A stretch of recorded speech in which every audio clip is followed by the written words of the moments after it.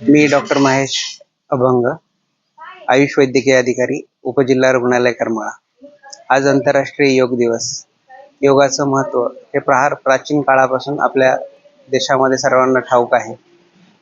आता आपण त्याची उजळणी करतो आहे दर 21 जून रोजी. 21 जून हा सर्वात मोठा दिवस असतो. या दिवशी सर्वांना दीर्घायुष्य लाभावं या दृष्टीनं हा योगाचा दिवस खूप महत्त्वाचा आहे.